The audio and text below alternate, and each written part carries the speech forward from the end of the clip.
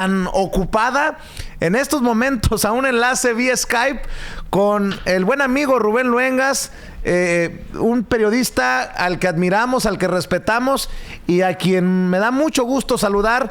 No se pudo el viernes, mi querido Rubén, el segmento de todos los viernes. Hoy te quito un poco de tu tiempo, te agradezco tu paciencia.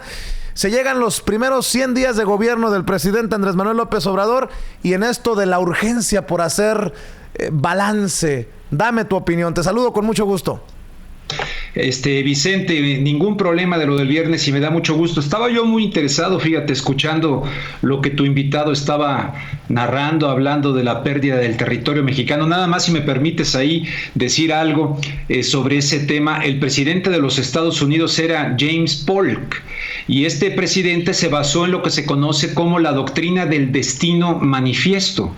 Y esta doctrina del destino manifiesto fue utilizada para la extensión, ¿verdad?, desde el este hacia el oeste, y en ese criterio fue que se buscó una excusa, un pretexto para invadir México en 1846, efectivamente. Y fíjate que el presidente Polk, desde que realizó su convención en la ciudad de Baltimore, de su partido, para ser candidato a la presidencia, desde entonces ya estaba planteando lo de la invasión a México. Desde la convención del presidente Polk hubo una excusa en el estado de Texas que estaba en disputa, que en aquel entonces el joven legislador, entonces Abraham Lincoln, quien llegara a ser el presidente de Estados Unidos, le reclamó a James Polk: ¿dónde demonios hay sangre estadounidense derramada en nuestro territorio? Bueno, fue la excusa que se inventó para invadir México. Y por cierto, cuando vengas acá a la Ciudad de México, aquí en la Plaza de San Jacinto, donde se instala el bazar del sábado, ahí está un homenaje al batallón de San Patricio, y está también ahí un museo sobre la entrada del ejército estadounidense, que, como tú sabes, llegó hasta Palacio Nacional y pusieron la bandera de los Estados Unidos ondeando en Palacio Nacional. Pero ya yendo al tema, que también escuchaba de manera muy interesante algo sobre esto, los primeros 100 días. Mira, para mí, una de las cosas que más me llaman la atención de estos primeros 100 días es el hecho de que Andrés Manuel López Obrador no se haya dejado provocar por el señor Donald Trump y sus secuaces, los miembros de su pandilla, en este caso Marco Rubio, que primero lo presionó a través de un mensaje de Twitter respecto a que se defina para apoyar a Juan Guaidó como presidente legítimo en Venezuela, y López Obrador no cayó en ese juego. Después en Bogotá, en la reunión del así llamado Grupo de Lima, el vicepresidente Pence le pidió a López Obrador que no se mantenga como espectador, que tome una postura. Y acuérdate que en este tipo de asuntos Estados Unidos dice: o estás conmigo o estás contra mí.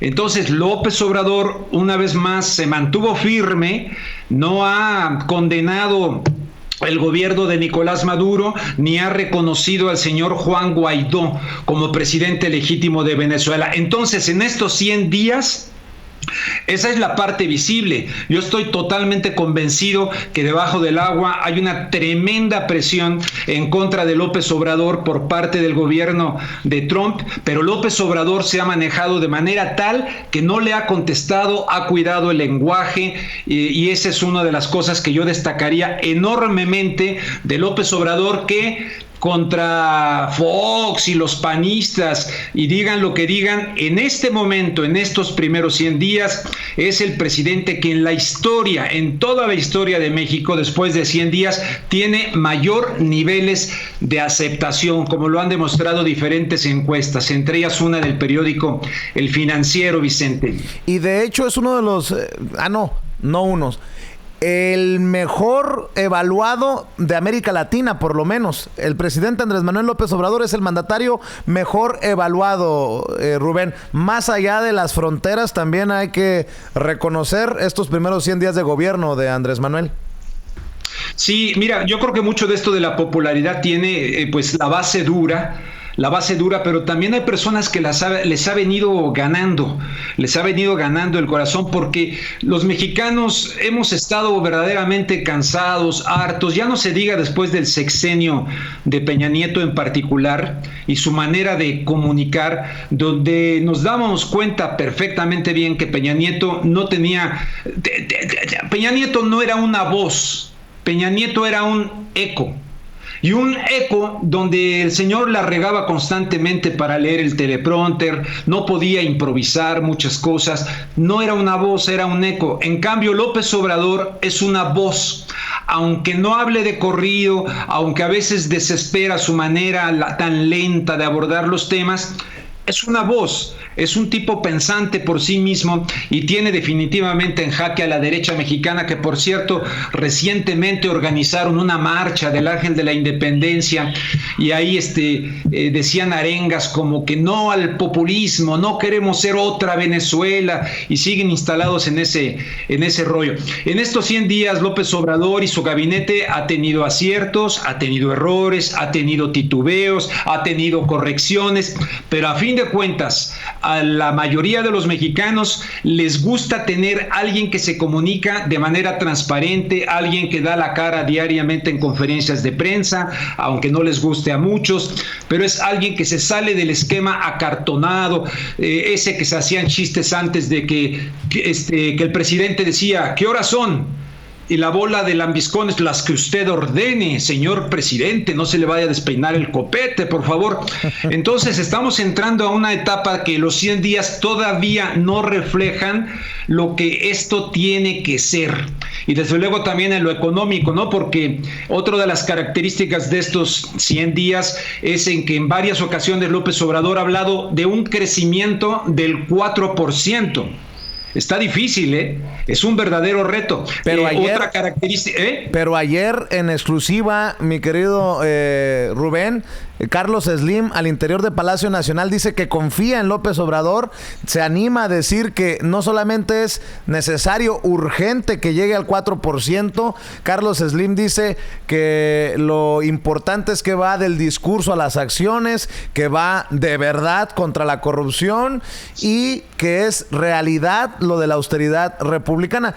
Interesante cómo uno de los hombres más ricos del mundo dice, yo sí confío en López Obrador para que lleguemos al 4% de crecimiento cuando las calificadoras dicen no. Pues ojalá sí sea realmente, ¿no? Porque tú recordarás que el expresidente Fox se lanzó de manera muy alegre a prometer un crecimiento del 7% en el año 2000. Vicente Fox prometió un 7%.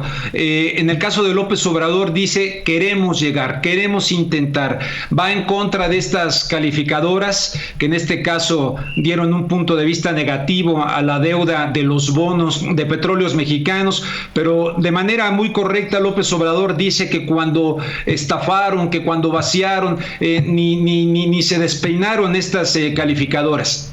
Él ha sostenido que la política interior es la mejor política exterior, aunque evidentemente México no es una isla, muchas cosas están atadas y principalmente con los Estados Unidos, por lo tanto va a ser difícil, yo no soy economista, pero va a ser difícil, pero no creo que pueda ser imposible, sobre todo si logra tener el consenso de personajes del mundo empresarial mexicano y verdaderamente lo apoyan para esto. Rápidamente te digo de los puntos, evidentemente son 100 días marcados por la tragedia del robo de combustible, la tragedia que ocurrió allá en Hidalgo, el desabasto de combustible de gasolina que hubo momentáneo, pero a fin de cuentas la gente no se doblegó, la gente no cambió su opinión respecto a López Obrador porque se dio cuenta que estaba enfrentando a todos estos guachicoleros y dentro de los cuales hay muchos de corbata y de cuello blanco metidos en esto. Otro tema sin duda, seguramente ya lo abordaron, pero es la Guardia Nacional. Lo lo de las consultoras que ya decíamos, la cancelación del aeropuerto, la redistribución de los recursos de fondos públicos para que lleguen a personas en situación de violencia, feminicidios, mujeres, abusos, etcétera.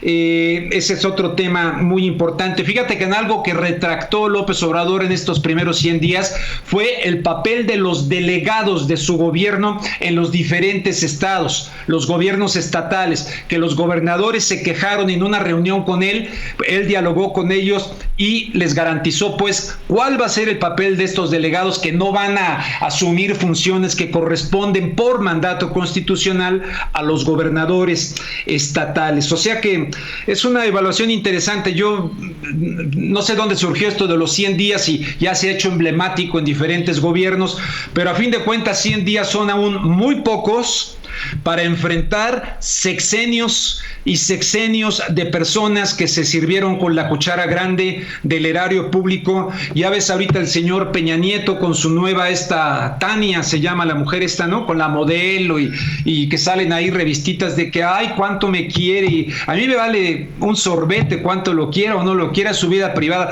pero queda demostrado que todo esto fue un montaje de televisión, una telenovela con el señor Peña Nieto, que hasta esposa le consiguieron, realizó su mejor papel y ahora creo que hasta se compró una casa allá en un fraccionamiento en Madrid donde tienen casa futbolistas multimillonarios como Ronaldo. O sea, es un descaro. Entonces, después de todos estos señores que entraron a robar, a dilapidar el presupuesto público, hay un hombre que algo me queda claro: quiere a México y quiere a los mexicanos y quiere a esos que muchos de estos malandrines les llaman los nacos mexicanos. O sea, tiene una propuesta de reivindicación nacional y de emancipación nacional de cara a estas transformaciones que él le llama revolucionarias, y ahora se requiere de una nueva revolución que no es armada, no es con adelitas, pero se requiere de un cambio que a fin de cuentas tiene que pasar necesariamente por lo que él ha prometido: combatir la corrupción, porque en México la corrupción ha tenido al país crucificado de norte a sur y de este a oeste, una corrupción coagulada en las arterias de México que también va a ser muy difícil de terminar, pero como dice Tatiana Cloutier, dice, ¿qué tan jodidos estamos que están criticando más a quien quiere terminar con la corrupción que a quienes instalaron la corrupción en México, como los expresidentes? No se les olvide que Rubén también está esperando que se suscriban a su canal de YouTube, Rubén Luengas, y tiene una página de internet en donde circula mucha información que tal vez no va a encontrar en medios tradicionales. www.rubenluengas.com. Ojalá que así como nos ha echado la mano a nosotros, nos tiene al borde del 1,000,000 de suscriptores, también se suscriba al canal de Rubén y que le dé clic en la campanita amarilla o dorada para que le lleguen las alertas cuando él esté transmitiendo en vivo y en directo o esté subiendo videos. Y mi querido Rubén, por cierto, también puede buscarlo en Twitter, @Rubén Luengas. ¿Qué es, mi querido Rubén?